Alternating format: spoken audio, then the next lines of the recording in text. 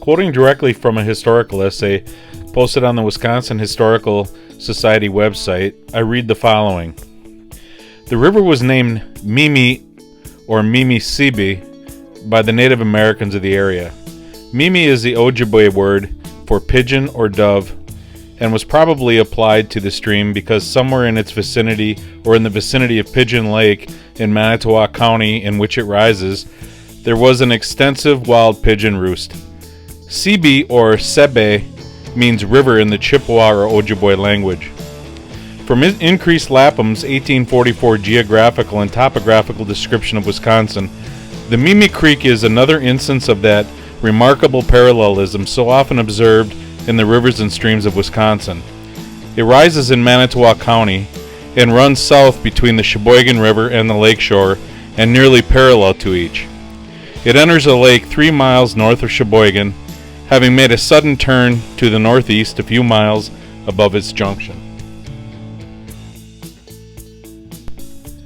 A long-used spring and summer Indian campsite once stood near this river mouth, and another also stood near the mouth of the Sheboygan River. During the spring, after a long winter spent in far-off hunting camps gathering furs for trade, native families and clans made their way towards this stream and other similar ones to catch fish during the spring spawn.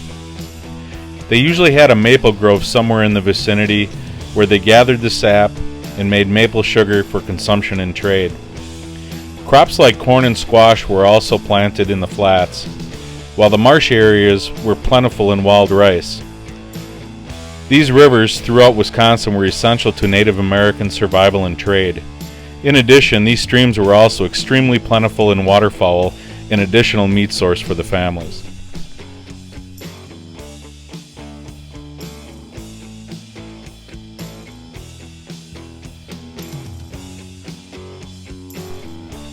In the shallow areas near the mouth, the natives could set up fish traps or use nets to catch the spawning fish.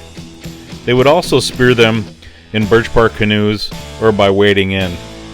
At night, they sometimes secured torches to the bows of their boats to illuminate the water surface to easily spear the fish.